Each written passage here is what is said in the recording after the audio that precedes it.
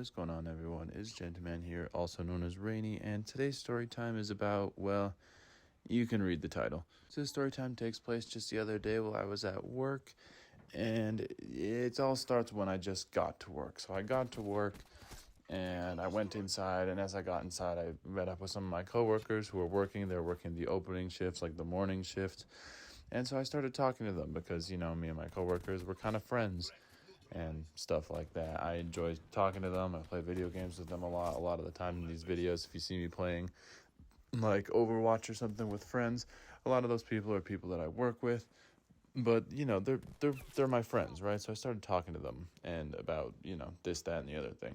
And I realized that my shift started about 5 minutes from the current time. I checked my phone. I saw that it was about 5 minutes away from the start of my shift.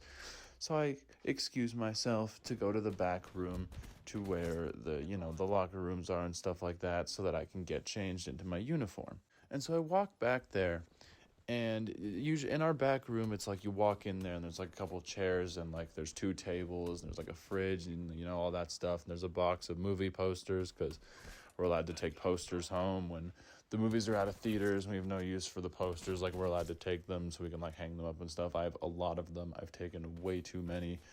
But yeah, like that's sort of how it's set up. And then there's 2 doors in there, one for the boys' locker room and one for the girls' locker room. They're like just small little rooms where you can go, you can keep your stuff, and where you can get changed. Now, for some reason, I walked into this room, and my coworker, who, let's give her a name, we'll call her Annie. My coworker Annie, she was just in the middle of the break room, not in the girls' locker room or anything, just the middle of the break room, and she was getting changed. She was pulling up her leggings, and she was completely shirtless, and she turned around as she was pulling her shirt down, and I kind of got a view of everything, if you know what I mean. And she saw me, and she just started dying laughing. Like, she was red in the face. She seemed embarrassed, but she started dying laughing, right?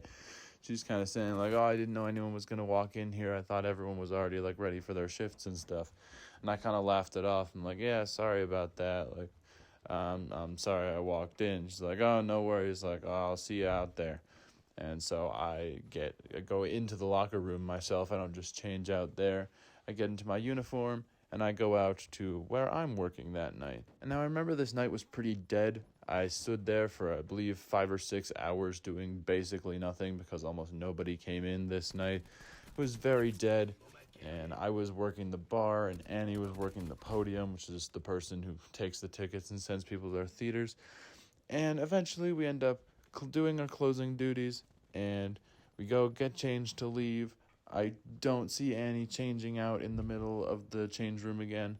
I go get changed in the actual change room, and then I go outside to walk home. And I shit you not, as I step outside of this theater and walk through the parking lot to usually the road that I take to go home, I walk past a car in which I see, guess who?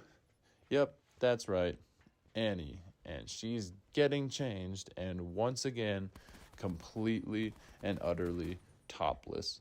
And she makes eye contact with me and starts just dying laughing in her car. And I don't really know what to do, so I start sort of chuckling to myself.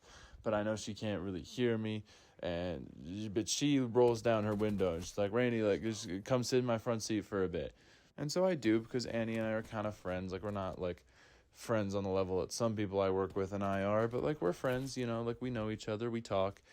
And she invites me into her car, so I get in, and she's laughing to herself. She's like, that's twice now in the same day. I'm like, yeah, you gotta change in more private places, as like sort of a joke, right? But I'm also dead serious. And she just keeps laughing. She's like, yeah, you're totally right. And so we kind of just sit there for a bit. She had bought popcorn at the end of her shift. She offered me some. I ate a little bit. We talked about movies for a couple minutes and how our shift went and stuff like that, and if we were going to the upcoming like staff event and stuff like that. It didn't last too long. Nothing crazy happened because me and Annie are not dating. I'm with someone. I am a loyal person. And eventually I just kind of said good night. I told her to have a good night, told her to get home safe, and I hopped out of the car to walk home. She offered me a ride, but I told her it's fine. I live super close, and it It was really out of her way because I knew what direction she was going. So she went off and I walked home. Anyways, guys, that's pretty much going to wrap up today's story time. I hope you enjoyed it. Leave a like if you did and subscribe if you're new. You guys all know the drill at this point. Thank you so much for watching. I love you all, and I'll catch you all in the next one. Later.